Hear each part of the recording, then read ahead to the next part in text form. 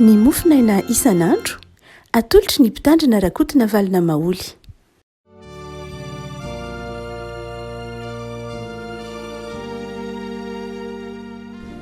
ampifaliana ry avana no lerabanatsika ny atokantrano andray tratra ity alakamisy fahaeniny volana aogositra ity. Alakamisy fahaeniny volana aogositra ny mofinainantsika anio a dia ny bokin'ny Samoela voalohany toko faharoa amby roapolo ny andiny faraika ambin'ny folo ka hatramin'ny fahatelo amby roapolo. Samoela voalohany toko faharoa amby roapolo ny andiny faraika ambin'ny folo ka hatramin'ny andiny fahatelo amby roapolo. Vaketsika aminaran'i Jesosy afaka izany mofinaina izany.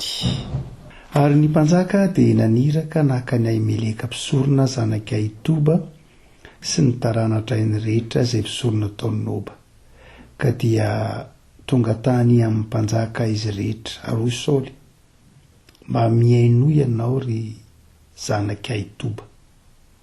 Ary izy namaly hoe inty tompoko.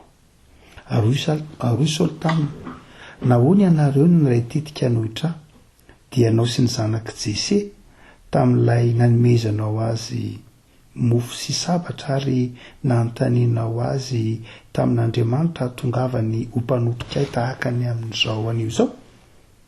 Ary Ahimeleka namaly ny mpanjaka hoe iza moa ampanomponao rehetra no mba mahatoky tahaka ny Davida, izay vinanton'ny mpanjaka sady mpanolotsaina anao sy malaza ao an-tranonao. Ary vao izay va no nanontaniako azy tamin'Andriamanitra satria izany aoka ny mpanjaka tsy hanometsiny ny mpanompony na ny taranatraiko rehetra, fa ny mpanomponao tsy nahalala na inona ny amin'izany rehetra zanona kely na be. Vao ny mpanjaka, atao maty tokoa ianao ry Ahimeleka, dia ianao sy ny taranatra hainao rehetra. Ary ny mpanjaka tamin'ny mpiambina izay teo anoloany, mihodina ka vonoy ny mpisoron'i Jehova, fantanan'ireo koa momba ny Davida satria fantany ihany fa nandositra izy, nefa tsy nambarany tamiko izany. Fa ny mpanompon'ny mpanjaka tsy nety naninjitra ny tanany hamely ny mpisoron'i Jehova. Ary ny mpanjaka tamin'ny Doega, mihodina ianao ka asio ny mpisorona. Ary Doega Edomita nihodina ka namely ny mpisorona, dia nahafaty olona 520 izay nisarotra efody arongolo fotsy, dia nasiany tamin'ny lela-tsabatra koa Noba, tanànany mpisorona, dia ny lehilahy sy ny vehivavy, ny ankizy madinika sy ny zaza minoa, ny omby sy ny borika ary ny ondry amanosy. Ary ny anankiray tamin'ny zanaka Ahimeleka zanaka Ahitoba, Abiatara no anarany, dia afa nandositra ka nanaraka ny Davida. Ary Abiatara nanambara tamin'ny Davida ny namonoany Saoly ny mpisoron'i Jehova. Ary hoy Davida tamin'ny Abiatara, fantatro andro triny ihany fa atao Doega Edomita ka ilaza amin'ny Saoly tokoa, ka izao no antony nahafatiny olona rehetra tamin'ny taranatra ianao. Tomoera ty amiko kaza matahotra, fa izay mikatsaka ny aiko no mikatsaka ny ainao koa, fa eto amiko no afonjy ianao. Ray masino manamasinana amin'ny fahamarinana ny teninao ny fahamarinana. Amen. Mampirokotitra ty tantara ty rehefa malala raha jerena amina tantara maha-olombelona tsotra fotsiny zao na amin'ny tantara ny finoana mihitsy aza. Satria i Saoly mpanjaka no vary lafy tonga namono mpitondra fivavahana, namono ny mpisoron'i Jehova Ahimeleka. Dia amin'ny alalan'ity mofinaina izay tantaraina eto ity tsy rehefa malala, ndao akalesina ny amin'ny hoe ndao iambina. Ndao iambina amin'inona moa? Ao amin'ny soatra masina rehefa malala dia famerimbery ny tompo mihitsy ny hoe miambeny anareo fa efa akaiky ny fiafarany zao tontolo zao. Miambeny anareo fa tsy fantatrareo na ny andro atongavany zanak'olona na ny fotoana iverenany. Miambeny anareo fa tsy fantatrareo izay andro hialany ety amin'izao tontolo zao. Miambeny anareo fa tsy fantatrareo ny ampitso. Miambeny anareo fa tsy eo ampelantananareo zany ny ampitso. Miambeny anareo fa tsy anareo izay eo aminareo sy ny sisa rehetra. Izany hoe isan'ny ataontsika hoe hafatra hampitondraina mihitsy hampitondrainy filazantsara ny soratra masina ny mpino ny fiambenana. Rehefa mandray an' Jesosy ny olona tonga pino dia ny vaindohan-drarahany rehefa malala dia ny miambina. ka andehantsika hiambina ry avako malala raha ohatra ka tarafina amin'ity Samoela voalohany toko 20 ty hiambina amin'inona nefa misy toe zavatra vitsivitsy eto ry avako malala rona telo tiana ampiambenana anao tiany ty mofinainy ty atserovana anao hoe tandremo miambena fa mety mahazo ny olona tsy miambina izay mahazo ny Saoly eto araky ny hitatsika dia tantarany Saoly moa zany izy ity Saoly zay namono any Ahimeleka ny antony hamonony Ahimeleka dia noho ny fialonany any Davida nampamono any Ahimeleka izy sy eo mpisorony Jehova vonoy fa miandany amin'ny Davida ina ry avako malala no miambenana mila miambina ry avako malala mila miambina amin'ny tsy fahaizana mianina na mionina amin'izay omen'Andriamanitra ny vavaka ataontsika ry avako malala ao amin'ny soratra masina dia mampianatra manao hoe Jesoa mihitsy ny ampianatra an'izany rehefa mivavaka ianareo any dia ataovy hoe omeo anay an'io izay zaza ao anay ao amin'ny boky Noaborona toko 30 dia misy vavaka ataony agora manao hoe za Andriamanitra omeo azy zaza aza velanao ho tonga mahantra fa raha mahantra nge za Andriamanitra dia manjary mehizan'ny olona ozy ny olona hoe afa-baraka ny anaranao hoe mba zanak'Andriamanitra ihany efa mahantra aza ataonao mahantra Andriamanitra nefa koa za Andriamanitra za dia ataonao manan-karena be dia manahoana loatra fa ndro dia tsy zakako ilay manan-karena ndro dia tsy mety amiko ilay manan-karena loatra fa manjary adiniko ianao amin'ny boky Noaborona teko fa 30 avako malala dia izao ny antsoina hoe sahaza ny zavatra omen'Andriamanitra anao ny sahaza tsy sahazanao ny sahazanao tsy sahazany namanao fa ny antsoina hoe sahaza dia izao ry avako mahatonga anao tsy miala amin'Andriamanitra mahatonga anao tsy hitenenany ratsy ny anaran'Andriamanitra zany hoe raha ohatra ka mahatonga fitenenany ratsy ny anaran'Andriamanitra ny fahantrany eo aminao dia tsy sahazanao zany io fahantrany io tsy sahazanao mihitsy ny fahantrano raha ohatra ka mahatonga anao miteny ndry mpampanompon'Andriamanitra dia tsy rety izy mangataka tsy rety izy mahatra tsy rety izy mikiraro ny sanatria aza rovotra mangata-paraka sanatria ndresaka raha izay dia tsy sahazanao ilay fahantrano satria manjary manala-baraka an'Andriamanitra antony zavatra hafa zany mahatonga ny fahantrano io fa tsy sitrapon'Andriamanitra raha ohatra koa ka omen'Andriamanitra arena be ianao ka lasa mampanadino anao an'Andriamanitra ilay arena mahatonga anao tsy miangona mahatonga anao tsy mivavaka mahatonga anao manadino ny fitiavanamana dia tsy sahazanao koa izy zany fa ny antsoina hoe sahaza dia izay nomen'Andriamanitra anao ka mahatonga ny voninahitr'Andriamanitra miariary eo aminao ary mahatonga anao tsy mampitondra henatra an'Andriamanitra izay no antsoina hoe sahaza ary izay ny dikan'ilay vavaka hoe omeo anay izay sahaza ao anay mila miambiny tsika ho tsika teo ry havako Saoly dia nomen'Andriamanitra izay sahaza azy mamaky ny bokin'ny Samoela voalohany toko 5 ianao raha misy baiboly eo ambany masonao dia vakio nampandresen'Andriamanitra ny fahavalony Saoly nge olotsotry ny ofotian'Andriamanitra ho mpanjaka nomen'Andriamanitra azy nampandresen'Andriamanitra ny Amalekita izy dia ny afatr'Andriamanitra dia izao aza mitsiriritry ianao izay ihan'ny Amalekita omeko anao izay sahaza ao anao omeko anao izay rehetra ilainao fa izao tsy afa-po Saoly Samoela voalohany toko 5 dia 9 fa Saoly sy ny olona tsy namono ny Agaga io mpanjaka ny Amalekita nanan-karena nanana izay rehetra be dia be omby mifasiny sisa fa Saoly sy ny olona tsy namono ny Agaga sy izay tsara indrindra tamin'ny ondry amanosy sy ny ompy sy ny fa sy ny zanak'ondry ary izay tsara rehetra fa tsy fo no naringana ireny fa ny ratsy rehetra izay tsy tiany kosa no naringany ihany avokoa hoy Andriamanitra tamin'ny Saoly hiady amin'ny Amalekita ianao dia izao ny Amalekita sy ny Kenita dia izao no izy aza maka izay an'ireo ianao nakely aza mitsiritritra izay an'ireo ianao nakely aza fa haiko mameno anao zany rehetra zany fa vonoy ary-pao daholy ny ondry amanosiny tsy ilaiko mihitsy ho avy am'ireo ianao maka zany hoe ianao aza maka am'izay an'izao tontolo zao nitsorony tsy izao tontolo zao mamela anao fa za aza mitsiriritrra ianao de boky Samoela manao hoe tsy voafehan'ny Saoly zany tsy niambiny Saoly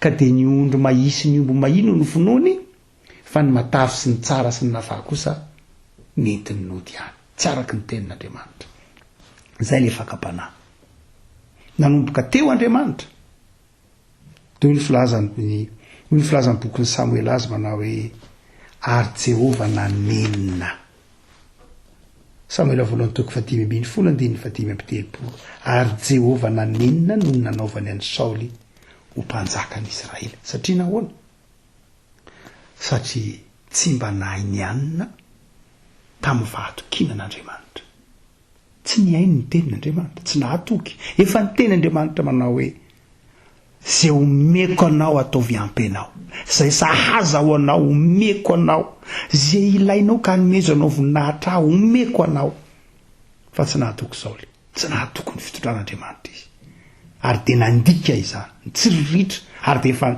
ny zavatra tokony ho nariana tokony ho ny vonoana nalainy ho an'ny tenany nanomboka teo lavin'Andriamanitra Saoly avako malala eto ary toy ny tantara de nividin'ny David mpanjaka Saoly nividin'ny David Andriamanitra hanorony Saoly hoe Saoly de tsy mpanjaka ny Israely tsony tokony zavaitsika tsara avako malala fa izao tsy hoe raha toka jerena nge Andriamanitra nge raha ohatra ka nandahany Saoly tsy ho mpanjaka ny Israely tsony tsy nidika nge fa hafatesana nidikan'izay tsy ry avako malala tsy zay mihitsy ny antson'Andriamanitra amin'ny Saoly de izao ry havako antson'Andriamanitra mba hahatonga ny Saoly hiditra ao anatin'ny planin'Andriamanitra fa nanana safidy malalaka nge Saoly okazava tsy hoe akory hoe rehefa nandà Saoly ka nataon'Andriamanitra tsy ho mpanjaka ny Israely de midika hoe fa hafatesana sy faharavana antsy zay nidikany zay loatra nidikany tahaka ny olona rehetra tahaka ny olona tsy de misy ilana azy fotsiny ihany izy fa tsy midika hoe fa hampitenana faharavana loatra tsy hoe akory hoe rehefa mandany antson'Andriamanitra ny olona le avako malala hoe antson'Andriamanitra ianao zany zao de antsona ho mpanompon'Andriamanitra amin'ny andraikitra anankiray safidy akalalahany zay fa tsy hoe rehefa ohatra ka mandahany ny antso iny ianao de pitehan'Andriamanitra ataon'Andriamanitra lavarava amin'ny fiainana tsy zany Andriamanitra ry avako malala tsy izany Andriamanitra raha izany de tsy fitiavana izy fa ny antony antson'Andriamanitra anao de tian'Andriamanitra ianao andray anjara amin'ilay planin'Andriamanitra momba ny fiadanana sy ny fifaliana izay fifaliana ho anao sy voninahitr'Andriamanitra ho anao de ny tombo ataoko hoe ny fifaliana ho anao de ny fitsofoana ao anatin'ilay fanekena ilay antson'Andriamanitra fa Andriamanitra tsy manao chantage tsy sanatriny vava akory manao hoe raha ohatra ka tsy manaiky ianao de averany amin'ny afobe tsy zany Andriamanitra atsony ianao atsony amin'ny fitiavana fa izao raha manaiky ianao de mandray anjara amin'ilay planin'Andriamanitra amin'ilay zavatra feny fifaliana mpanarahan'Andriamanitra fa raha sanatria tsy manaiky kosa ianao de tahaka ny zavaboary rehetra mitondra ny fiainanao eny tahaka ny olona rehetra tahaka nyzay mety tahaka ny olona eny amin'izao tontolo zao tsy mandray anjara amin'izay planin'Andriamanitra momba ny atao hoe fiainana sy ny zavatra tahaka izany fa tsy hoe akory sanatria bitehan'Andriamanitra na ravaravan'Andriamanitra tsy zany Andriamanitra tsika tsy milaza koa reto pastera manao hoe aika azo atao ny mandany antson'Andriamanitra zanatria de zanatria fa tehiteny aminao araha manao hoe ekeo ny antson'Andriamanitra ekeo zay etson'Andriamanitra anao mba hahatonga anao tsy olona mandeha ho azy tsy misy sens hoina ro miteny frantsay ny hevitry ny fiainanao olona tahaka ny fiainana andavanandro tsy misy hevitry ninninina am'zava amin'ny planin'Andriamanitra tsy mahay anjara ninninina ny dikany hoe ny lavin'Andriamanitra zany Saoly revako malala eto tsy planin'Andriamanitra mihitsy akory ny fiafaran'ny fiainan'ny Saoly ho fahampitehana sy faharavana sy enatra tahaka an'io fa safidin'ny Saoly ry havako ny planin'Andriamanitra fotsiny ihany de ny hoe tsy mpanjaka ny Israely tsony ianao fa Davida indray no mitondra ny Israely atreo ihany manomboko zao dia tsy tafiditra ao anatin'ilay planin'Andriamanitra itsony ianao fa izao mijanona tahaka ny olotsotra rehetra ihany mitondra amin'ny fiainanao amin'izay rehetra hitondranao amin'ny fiainanao ihany zay ny tsy zakany Saoly ka nahatonga ny Saoly latsaka tao anatin'ny toetra ratsy ny fahakalana. Io ny ambenana ry havako malala. Inona ny ambenana? Voalohany dia izao mahaiza mianina tandrema amin'ny fiainona ny afatr'Andriamanitra. Rehefa fahan'Andriamanitra hoe ity andraka azo atao, mahaiza mianina amin'izay zavatra omen'Andriamanitra anao. Rehefa omen'Andriamanitra anao ny sahaza anao, ny atao hoe sahaza ho itsika samy manana ny sahaza azy. Misy omen'Andriamanitra be dia be mihitsy fa mahazaka an'izany izy, tsy mirehare izy, tsy manimba amin'ny fiainan'olona izy. Misy omen'Andriamanitra be dia be sahaza azy tsara izy zany. Fa misy da dia fanomena kely azy dia mbola tsy sahaza azy ihany. Fa zao ry havako malala, ny tiany ny soatra masina resahana ka fahotany Saoly dia ity izy nandika ny didin'Andriamanitra, tsy mba nahay nipetraka ny onina ny anina tamin'izay sahaza nomena azy. Tafiditra tao anatin'ny fitiavam-bola tafahoatra, tafiditra tao anatin'ny fitiavam-boninahitra tafahoatra, tafiditra tao anatin'ny fitiavana izao tontolony ny zavatra tontolo izao mihoatra noho ny fitiavana an'Andriamanitra sy ny fitiavana ny antson'Andriamanitra. Tsy nataony eo alohany ny antson'Andriamanitra. Ny antson'Andriamanitra taminy dia manao hoe za aloha voalohany vo ny zavatra izao tontolo izao. Fa inona no nitranga? Ny zavatra izao tontolo izao no nataony Saoly tany aloha. Zay vo Andriamanitra. Fa Andriamanitra manao hoe tsy zany ny olona tokony hitarika an'Israely, ny olona tokony hitarika ny fireneko. Zay nofidiko dia izao za ny ao an-tsainy aloha vo materiel, vo vola mikarena sy fitiavam-boninahitra. Fa i Saoly ry havako malala tsy zany izy.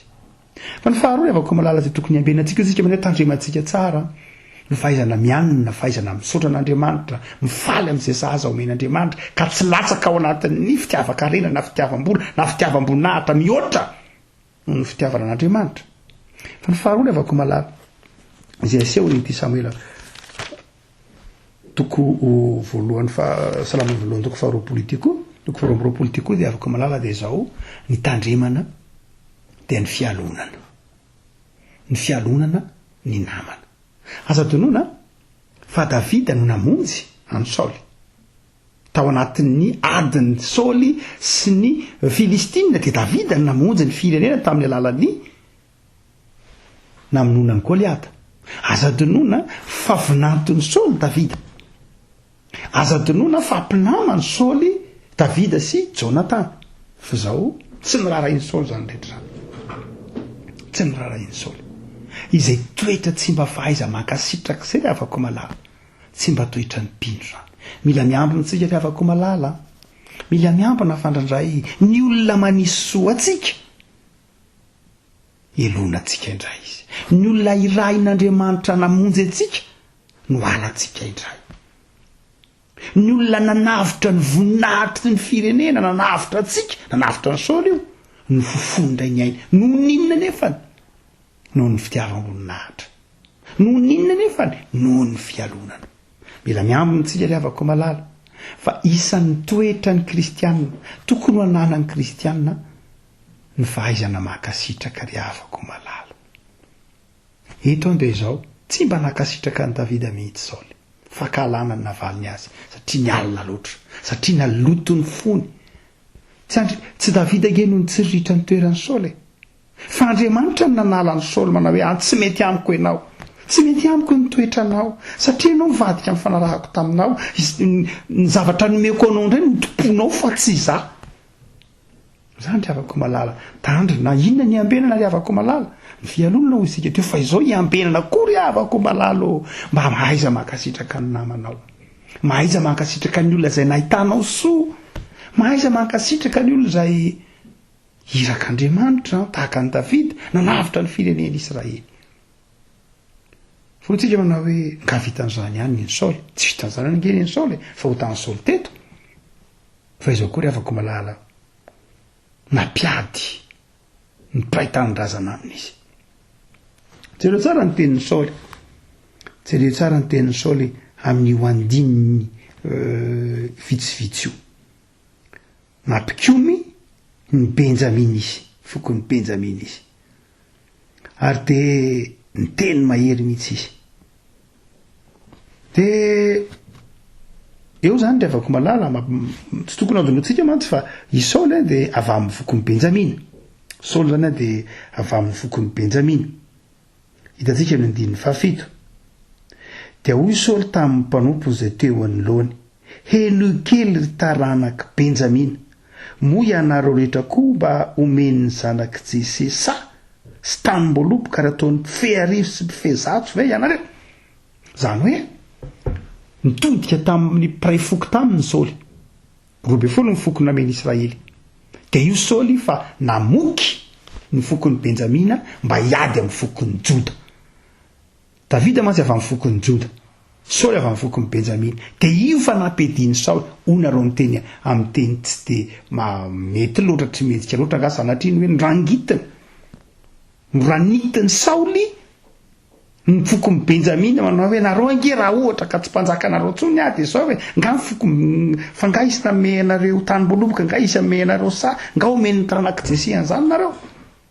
Zany hoe nampediny Saoly ny fokon'ny Benjamina sy ny fokon'ny Joda, satria Davida de Joda ary izy de Benjamina. Le afako malala, tsy toetra ny mpanompon'Andriamanitra mihitsy ny mampiady olona, ny mpanompon'Andriamanitra mpampiavana amin'ny fotoana rehetra. Raha mbola misy mpanompon'Andriamanitra eo ka mijoro mpanompon'Andriamanitra ianao de izao mpampiavana izy. Tsy kisendrasendra ny tenin'i Jesosy, sambatra ny mpampiavana fa izy natao hoe zanak'Andriamanitra. Aza manaiko mpampiady zany ry havako malala. Indrindra inona ny adivana eo? Toerana. Inona ny adivana eo? Harena. Inona ny adivana eo? Fialonana. Zany ry havako malala, mila miambina isika, mila miambina isika fa ny Andriamanitra tsika de Andriamanitra mpampiavana, ny dikany azy fijaliana fampiavana. Ka nandray ange tsy hitasehatra, tsy mety ampiavanana tsony le olahadray. Mivady va mandolia amin'Andriamanitra mba ho mpampiavana ianao, fa tsy ho mpampiady tahaka ny Saoly eto. Fa raha ndriavako malala zay tokony hiambena antsika de ny famonoana na ny fanendrikendrehana ny olo-marina. Ahimeleka mpisorona zay mpisorona be mihitsy raha zay nazo andikana azy, satria avy amin'io avy amin'ny taranaka Ahimeleka ny taranaka Zadoka teorina, na ny taranaka Zadoka rehetra teorina avy amin'ny taranaka Ahimeleka. Abiatara moa zany manomboka eo de nyvonono Saoly. Ina ny antony amin'ony azy? Izy manao ka satria nge nareo ny andany tamin'ny Davida todika tany amin'ny Ahimeleka izy. Hitany doega mihitsy ianao amin'ny vakio tsara ambadika eo toko faraika amin'ny 20. Hitany doega hony ianao na nome mofo any Davida ary nomenao any Davida koa ny zabatry Goliata, no zany miandany tamin'ny Davida ianao. Halako ianao, tsy tiako ianao. Fantatrao zao fa Davida tsy tiako, halako zany dia ianao kay niandany aminy nefa ianao mpanompon'Andriamanitra no zany de zao mivonoko zao de zao ianao. Vakio tsara ny tantara levako malala. Vakio tsara ny valiten'ny Ahimeleka. Fa hoy Ahimeleka eo amin'ny toko eo ambony manao hoe ahoana moa no ankalako an Davida? Davida nge zanak'antranonao e, Davida nge vinantinao e, Davida nge mivoaka sy miditra ao aminao e. Vakio tsara ny toko faraika amin'ny 20 eo. Fa tsy niandany velively mihitsy tamin'ny Davida Ahimeleka, fa tena tsotra tamin'ny Davida izy, satria hoy Davida tamin'ny manao hoe zany raha ny mpanjaka no nabe fa zany raha ny mpanjaka de iny zany azo hoaninao aminao. De nomeny Ahimeleka ny Davida zany mofo aseho, zany hoe le mofo zay tsy tokony hoanina tsotra fotsiny zao fa mofo ataovy hoe mofo ao amin'ny efitra masina, de nomena ny Davida. No ny fahadiovam-pony Ahimeleka, no ny fieritreretany fa Davida dia irak Saoly, azy irareo ny tenen'ny Davida. No zany de fanendrikendrehana tsotra fotsiny zao nataon'ny Saoly any Ahimeleka. Ary rehefa maloto ny fo avako malala de tsy mahay mijery zavatra pozitiva na miabo itsony. Rehefa tena ao anatin'ny fahotan'ny olona ny fahakalana de tsy mahitsy tsony ny fijeriny. Na ny zavatra mahitsy azy mivilana aminy, ary na ny zavatra marina azy everiny ho diso. Rehefa latsaka ao am-pon'ny olona Satana, rehefa latsaka ao am-pon'ny olona ny fahakalana, rehefa latsaka ao am-pon'ny olona ny ratsy, de zao mivilana daholo ny fijeriny rehetra. Ary io nefa ny tenenany tompo an'ny Kaina. Hoy izy tamin'ny Kaina manao hoe mamitsaka ao am-ponao ange Satana e, ka velom-pelonana ny apely ianao. Aza manome fitoerana azy ianao, fa raha vao tafiditra ao am-ponao ny fahotolay ratsy de zao miova daholo ny fijerinao. Ka na zavatra tsara ary de tsy raisinao ho tsara, na zavatra marina ary tsy raisinao ho marina. Ary de io Ahimeleka marina nazava tamin'ny Saoly manao hoe Saoly mpanjako tsy ratsy zany aina milaza marina aminao fa tsy ratsy tsy nanao zavatra ratsy ianao raha nanao soa any Davida dia satria fantatro fa olona akaiky anao zay misy olona akaiky vinantonao ange izy voaka sy miditra fa nahoana no antony no nilazanao amiko fa mivadika aminao tsy nanaiky Saoly fa nampaniraka ny mpanompony amono Ahimeleka dia hoy ny filazan'ny 7:10 fa ny mpanompony mpanjaka tsy nentina nintsitra ny tanany hamely ny mpisoron'i Jehova mibaiko ny miaramila ny Saoly vonoy daholo ireo mpisoron'ireo fa ny mpisorony nandaro ireo mpanompony mpanjaka zay tsy kasika ny mpisoron'i Jehova zay tsy kasy tanana ny mpisoron'i Jehova sa ireo mpiambina fa izany sa Doega ny sa Doega Edomita nitenen'ny Saoly manao hoe rehefa tsara eo ry Doega vonoy daholo ireo dia ny vonoiny Doega ny mpisoron'i Jehova avako malala inona ny ambenana miambina mba hadio fo lalandava miambina mba tsy hamitsaka ao am-pony ratsy fa Satana ry avako malala ny faharatsiana ry avako malala ny fialonana ry avako malala rehefa tafiditra ao am-po dia manova ny fijery ka na ny olona mahitsy sy ny olona marina ary ny olona zay tianao azy manjary eritreretinao ho tsy tianao na dia zay olona tianao indrindra ary dia vitany Satana ny mamadika ny mandainga aminao sy miapanga aminao manao hoe tsy tianao zany io mety tsara vela tsy io na le olona zay akaiky anao indrindra na dia zay olon'Andriamanitra akaiky anao indrindra ary dia zao ry avako malala rehefa mamitsaka ao am-pony ratsy dia ampangainy Satana andenganany tsy tianao zany io mety tsara vela tsy io ry avako malala hotsika rehetra mpamaranana mandao hoe ndao iambina mba tsy izao tontolo zao no mibaiko antsika tsy ny zavatra zao tontolo zao ndeha ianine amin'izay sahaza omen'Andriamanitra antsika ndeha tsy akala namane ndeha tsy ho latsaka ao anatin'ny fialonane ndeha hanaja ny sitrapon'Andriamanitra ndeha ho tiavintsika zay tiatsika ndeha hanana fahazavan-tsaina mahay miainy manodidina atsika andeha hangataka ny fanamasina ayana zavany fotsika andeha hakatony antso izay ampanaovin'Andriamanitra atsika ndeha iambina ry avako malala ivavaka isika tompo ansoranao zahay noho ny amin'ny teninao zahay manaitra anay amin'ity ora sy fotoana ity mba hahatonga anay iambina tsara tsy andeha amin'ny fahazarana fety zao tontolo zao mandavo anay dia mampianatra anay ianao fa ianao Andriamanitra fitiavana ianao Andriamanitra famindram-po ary ianao Andriamanitra tia anay tamin'ny alalan'i Jesosy zanakao manome anay izay sahaza ho anay ataovy ampo anay ny fahasoavanao tompo ataovy madio fo zahay ataovy hita anay ny fitiavany namanay anay ataovy hita anay ny fahadiovam-pony namanay aminay aza velanao tony Satana eo imasonay ny namanay ka hakalanay azy fa ataovy hita anay ny fahatsarany namanay fahatsarany mpiarabelona aminay ataovy hita anay fa manana mpiarabelona manana tanindrazana manana malagasy zahay tianay koa zahay tompo ao anatin'izao vanim-potoana sarotra izao aza velanao manana ny fony Saoly na iray aza izahay fa omeo fo madio fo mahatakatra ny sitraponao fo mahay mianina amin'izay omenao fo tia namana fo manaja anao Andriamanitra fo mahay manaja izay masina tahiry ireo marary tsy ireo rereraka ampahirizy ireo trotraka valiovavaka tompo ireo mandaly ady sarotra kehitriny amin'ny anarany Jesosy Kristy mpamonjy.